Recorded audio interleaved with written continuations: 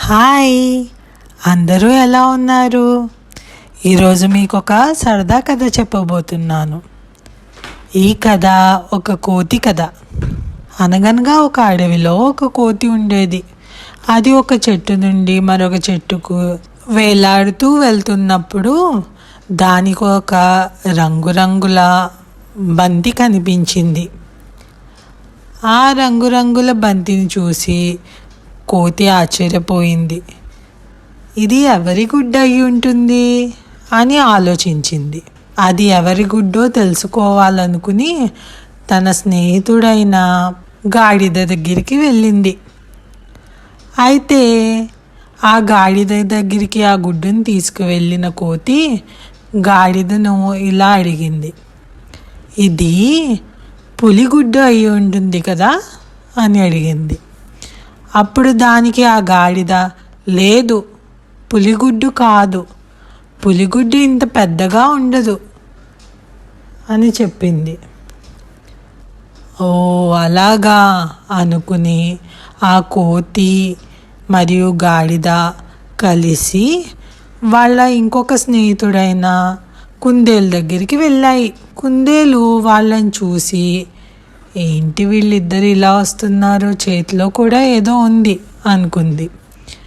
వాళ్ళ దగ్గరికి వచ్చాక ఆ రంగురంగుల గుడ్డుని చూసి అది కూడా ఆశ్చర్యపోయింది.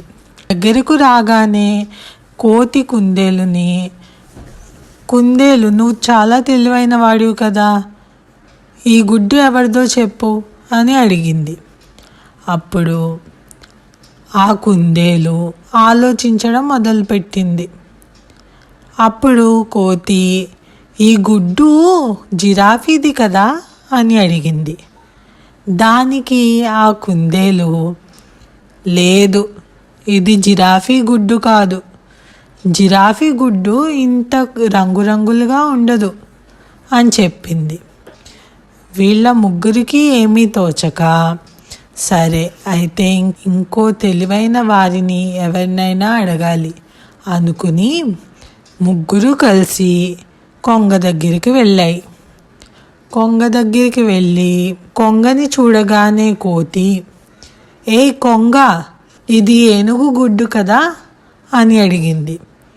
అప్పుడు కొంగ ఆ రంగురంగుల గుడ్డుని దగ్గరికి తీసుకుని దాని ముక్కుతో పొడిచింది.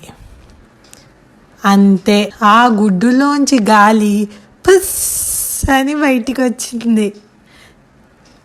అప్పుడు ఆ కొంగ, ఇది ఏనుగు గుడ్డు కాదు, ఇది గాలి యొక్క గుడ్డు అని చెప్పింది. అప్పుడు ఆ కోతి, ఇప్పుడు అర్థమైంది, ఇది గాలి గుడ్డు అనుకుని వాళ్ళకి నిజం తెలిసినందుకు కోతి, గాడిద మరియు కుందేలు ఎగిరి గంతులేశాయి ఆనందంతో. జరిగిందంతా పొదల వెనకాల నుండి గమనిస్తున్న ఒక ఉడత నవ్వడం మొదలుపెట్టింది. అలా నవ్వుతూ ఇంకొక రంగుల బంతిని తీసుకుని వాళ్ళ ముందుకు వచ్చింది. వచ్చి, ఇది గాలిగుడ్డు కాదు, నా రంగురంగుల బంతి అని చెప్పింది. అంతే, అక్కడ ఉన్న కోతి, గాడిద, కుందేలు మరియు కొంగ ఒకరి ముఖం ఒకరు చూసుకుని నవ్వడం మొదలుపెట్టారు. ఉడత కూడా వాళ్ళతో నవ్వడం మొదలుపెట్టింది. అలా సాయంత్రం వరకు వాళ్ళు నవ్వుతూ కథలు చెప్పుకుంటూ కాలం గడిపారు. సాయంత్రం అయింది, ఇంకా ఎవరి దారికి వాళ్ళు బయలుదేరారు. కోతికి వాళ్ళని విడిచిపెట్టి రావడం బాధగానే అనిపించింది. కానీ అందరికీ భారమైన గుండెతో బాయ్ అని చెప్పాడు. చెప్పి ఈరోజు జరిగిందంతా ఒకసారి ఆలోచించుకున్నాడు. చిన్న రంగురంగుల బంతితో మొదలైన ఈరోజు ప్రయాణం చివరికి మంచి స్నేహితులతో, మంచి మాటలతో ముగిసింది. మన జీవితంలో కూడా ఇలాంటి సంఘటనలు తప్పకుండా జరుగుతాయి.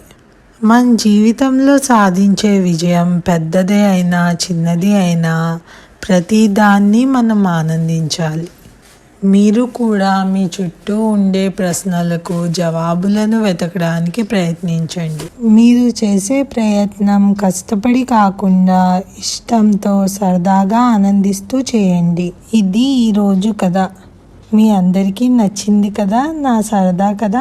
నెక్స్ట్ వీడియోలో ఇంకో మంచి కథ చెబుతాను.